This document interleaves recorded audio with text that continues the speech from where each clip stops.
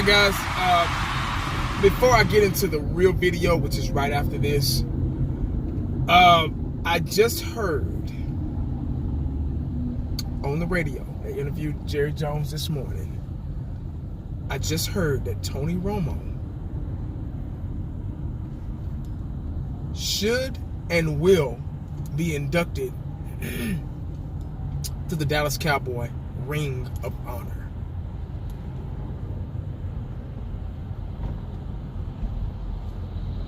That's what I said.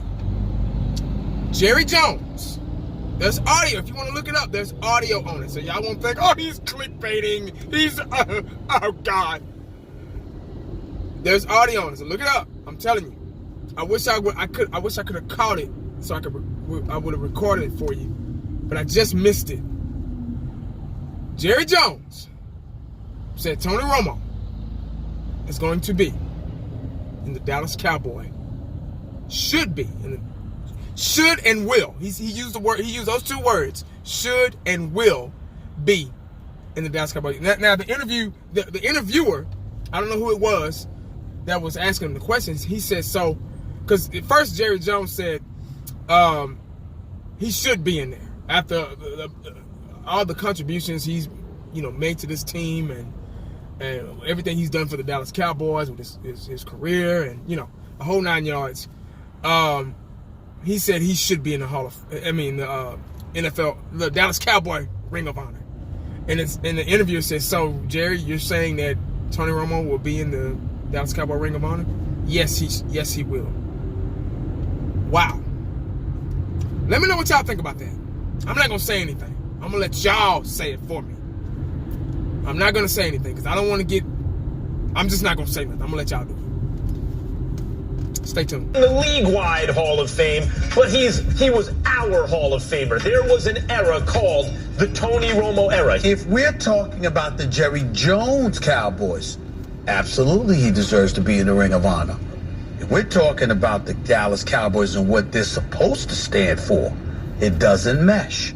You gotta win 3 playoff games minimum in 1 year to win a Super Bowl. This man ain't win 2 playoff games in 10 years. Hold on. And y'all talking about hold on. That speaks to Dallas and what they're standing for. Let me ask you a question here. You said Tony Romo was a baller, correct? He balled, right? Now, I don't think it's fair to Tony Romo to compare him to the era where we had Troy Aikman, Emmitt Smith, Michael Irvin. They had Hall of Famers stacked on that era. Everyone settle down. We haven't heard from Willie. Molly, get control. That's right. You hadn't heard from the voice of authority. Do you know who leads his franchise in yards, touchdowns, completion percentage? You like advanced stats? Yards per attempt? Tony Romo. You don't like those because you think areas have changed? How about this? 4th quarter comebacks. Tony Romo. Game-winning drives. Likely in a passing league. Game-winning drives. He played in an Game-winning drives. Tony Romo. But here's the thing. Although it's a given he'll be in the Ring of Honor, I'm going to tell you one more thing. Not yet. Do you know why I think not yet? I don't think he should be done. I think Tony Romo could step in to, I don't know, a handful of teams in the NFL right now, be a starting quarterback, and lead them to success. Okay, Will. Okay. Atta baby, Will. 2 quick thoughts. Only. Here we go, guys. It's Wednesday. 3 down, 2 to go. Here I go again with another Dak Prescott video. It's deja vu because y'all remember when Dez got released by the Dallas Cowboys, got fired by the Dallas Cowboys? Every jabroni was making videos about this, including myself. I pumped out so many videos about Dez Bryant. Why he's leaving, what happened, on and off the field, couldn't hold on to the ball, he was a playmaker, why he got cut, Cowboys need to sign him back, yada, yada, yada. I made 1 trillion videos on Dez Bryant at that particular time. I feel like deja vu because now it's Dak Prescott. This is Wednesday, and I've made 3 videos in 1 week. I usually only make just 2. But in this case, I guess it's an exception to the rule because this is a serious situation with this offense, with the Dallas Cowboys offense. Now, y'all know I love using examples and analogies, you know, for different situations that I'm talking, different subjects that I'm talking about. So, let me paint this picture for you. I like doing it because it lets you kind of open your eyes to people that really don't understand. So they can be like, oh, okay, I didn't look at it like that. You get what I'm saying? So I love to use, you know, examples and stuff. So let me paint this picture for you, referring to Dak Prescott. Dak Prescott, okay, for example, say you have a child that's in the 2nd grade.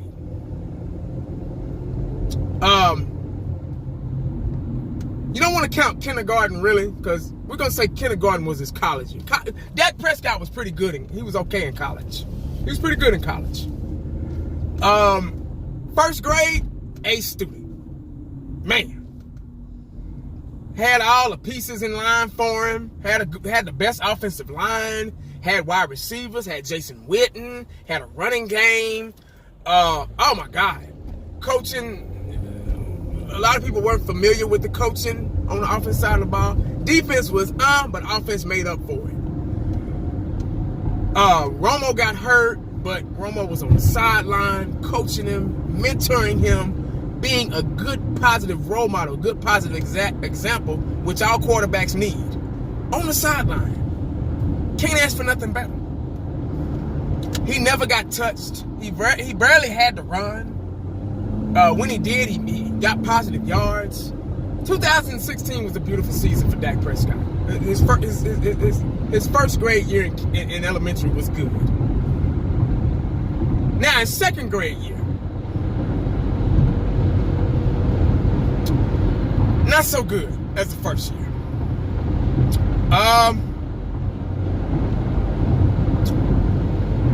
I say he's barely passing.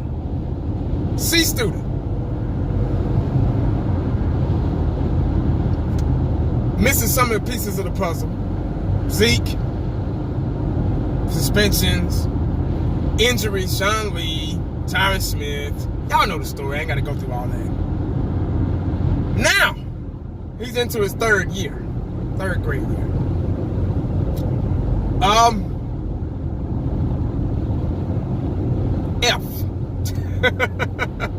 F. Guys. Now, all those pieces to the puzzle that he had, that your child had in kindergarten and 1st grade, are gone. They're gone. So, now you got to look at, okay, how did my child jump from being an A student to failing? To being held back, probably. So, you know your child's not stupid. You know your child is putting forth of an effort. You know Dak is putting forth of an effort on the field. He's not going out there and purposely throwing interceptions. He's not going out there and purposely running backwards to lose yards. He's not going out there purposely to not throw the ball. He's giving it his all for what he knows. Just like your child. Your child is going to school every day, doing the best that he or she can. And they're doing their work, but they're failing. Now you got to start looking at the teacher. Like, okay, my child is doing this. She's doing assignments. What's wrong? What's going on? My child, we tested them for, ADHD and I'm sorry to say this, for the mentally challenged test. We tested them for all that. He or she passed, so it can't be that. He or she doesn't have a learning disability or anything, so it can't be that. What is it? Then you find out the teacher doesn't really acknowledge my child's strengths and weaknesses. Doesn't really work hands-on with my child. Doesn't have the people skills and the experience to do that. So, with that being said, it isn't Dak's fault the way he's playing. It's Dak's fault by the way he's being coached, he's being taught. Now, another one. If you didn't get that one, I gotta do 2 of them. Another one. Remember learning how to ride a bike. You don't come into the world learning how to walk or ride a bike. You have to be taught to walk and how to ride a bike. You have to be guided to walk and how to ride a bike. You just don't get up and start walking. You just don't get up and get on a bike and hop on it and start riding. Now, I remember back in the day, my dad was teaching me how to ride a bike. And he would be running with me with his hand on the seat, on the back of my seat, running with the bike. You know, come on, pedal. Come on, keep going, go. Don't stop pedaling. Keep your balance. Use your eyes, use your vision, use your balance, use your strength in your legs to keep yourself up. And as a kid, I'm scared to death. I'm like, oh my God, I don't want to fall. Because I fallen before, and I don't want to fall again because I don't want no more scars and bruises. So, I'm looking back every 5 seconds to make sure my dad's back there holding my seat. Holding me up. Guiding me. So I can learn how to do this by myself one day. And as soon as he said, hey, I'm with you. I'm like, Daddy, you back there? Yeah, I'm with you. Just keep pedaling. And I look back there and he's not there. Boom, that's when I fall. But when I didn't know he wasn't back there, I was pedaling fine. But mentally, when I saw that he wasn't back there anymore, I failed. Because he wasn't guiding me. You get what I'm saying? Throughout life, and I have to use life in football because it's pretty much the same thing. Teachers, coaches, it's all the same because you're being taught. When you come into the NFL, I don't know, let's use Tom Brady as an example because he has 5 Super Bowl rings, and I hate to say it, but he's been successful in his career. Tom Brady did not come into the NFL coaching himself. And what I mean by that, they didn't say, hey, you know, Tom, you were pretty good in college. So what we're going to do is we're going to try something new. We're going to let you coach yourself and get yourself ready for the games. You're going to start, but it's up to you. You're going to start, you're going to practice with the team and everything, but it's up to you to progress and get better. It's up to you to figure out the playbook. It's up to you to find out a way to play in this league. I don't think that happened. Every quarterback needs guidance. Without guidance, you don't have a good quarterback. Without guidance, your kid is going to suffer in school or out in the world. You got to learn how to drive. Guess who's in the passenger side? You are. Why? Because I be damned, you put your child, your 15, 16-year-old child, in your car that you paid off or still making payments on, worked hard for, with insurance, every month making a bill that's draining your pockets. I be damned, you put your child in that driver's seat and you're not in the car guiding him or her. Driving. Let them know, hey, slow down. Speed up. Put your blinker on. Wait a minute, look before you go, because that's your blind side. Look.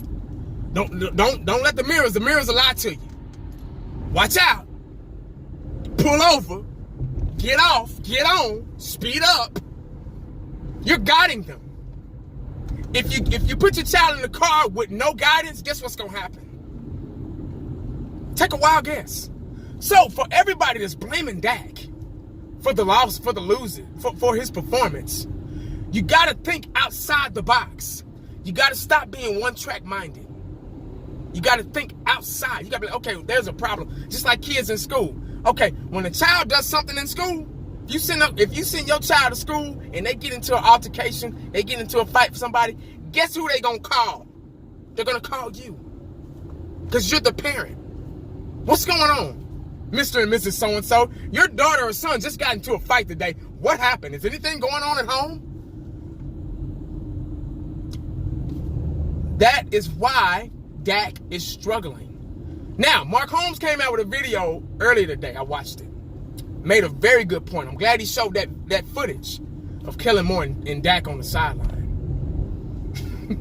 Y'all go back and watch it. I ain't got to talk about it. Just go back and watch it. That's a prime example of what I'm talking about right now. It's the way you're being taught. Dak is not being taught right. Dak has all the potential in the world. The guy is what, in between 230 and 250? He's what, 6'2", 6'2 and a half, anywhere from 6'2 to 6'3, somewhere in that nature. I'm not sure where and how, but he can run the ball. He showed that he has option ability. He showed that he can throw downfield his rookie season. Nobody was singing this song his rookie year. You get what I'm saying? Nobody was even really singing this song. Well, they were trying to sing it his sophomore year because they were waiting on him to make a sophomore slump. Because when somebody does so good, people got to find something wrong with it. That's just the way the world is. When you're doing good, when you're excelling at something, somebody's got to find something wrong with you. Like Deion. Oh, Deion was the greatest cover corner of all time. Was the fastest guy in the NFL. Oh, but he can't tackle. He can't tackle. That's just the way the world is. It's a jealous world where we live in. They got to find something on you. You know? Just like I had slipped up yesterday. I made a video yesterday. And I was talking about my high school and college quarterback. And I had slipped up. I normally don't say it because, you know, I had a pretty fast 40 time, you know, at those times. That was a long time ago. I can't run that now. But I slipped up and said my 40 time. And I've been reading in the comment section, you don't run no, I got to see that. I'm like, well, hey, you missed it because, shit, I'm too old to run that fast now. But, you know, it's just the world we live in. People don't like to see things. They don't like to, so as soon as you mess up, see, I told you he sucked. I told you. You know, it's just like, relax, you know. But the point, the moral of the story and the point is if Dak needs good teachers, Dak needs a good teacher to teach him. That's all. He needs a good coach to guide him. And right now, he doesn't have any positive influence around him. So he's going to fail. And he's failing right now. Granted, I know he's on the field. He's out there not performing. But there's a reason why. And I don't disagree with Dak. He's been sucking for the past, you know, this season. You know, and last year, too. A little bit of last year. You know, he had his ups and downs last year, too. But you got to think outside the box. You got to think ahead, like, okay, what's wrong? Let me dig. Let me do some digging and see what's going on. What kind of background? Let me see what you know what I'm saying? Just like, you know, if a kid is bad at school. But anyway, we just have to kind of think outside the box when it comes down to those things, man, because you can't just blame one guy. There's 11 men on the field at a time. And I don't think Dak is purposely trying to get sacked or purposely, you know, doing anything.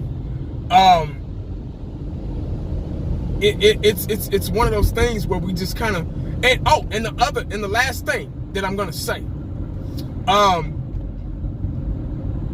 this is the most important thing out of me running my mouth today. Guys, there's nothing we can do about it. Shit. I mean, people say, bench Dak. Okay, can you bench Dak? Can you personally bench Dak? I can't. You can't. We can't. We have no control over what they do with Dak. We have no control. So there's nothing we can do about it, really. So we kind of got to go with what's out there, you know. It's. I don't like sitting in this traffic. I'm in traffic right now, you know, talking to y'all. I'm in traffic. I gotta get home, so I kind of gotta sit in it. You know what I mean? It's just one of those things where you just gotta deal with it, and there's nothing you can do about it. And then the last thing is, they say bench Dak, get rid of Dak, get another quarterback. Who? Where? When? And how?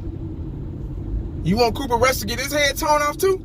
You see how he performed in preseason, like a backup. So, if Dak can't do it, he sure can't do it. But you got so much personal hatred towards Dak. Oh, I don't care. Put him, you know. I'm like, okay, put him out there. You get Cooper out there, and he throws interceptions and stuff. Then you gonna turn on him. You know, it's just like, God, it's just all this fan base. But that's all I got, guys, man. I just wanted to kind of talk Dak again. Thank y'all for tuning in. Thank y'all for listening to me run my mouth. I'm sitting in traffic, you know, stopping and going. So I ain't got nothing else to do. I just got off work. So, but guys, make sure you stay cowboyed up and make sure you stay prayed up, because you never know what the day is gonna bring you. I'll make you boy. Why does traffic exist? If everybody would just go, you know, it'd be fine. I'm out.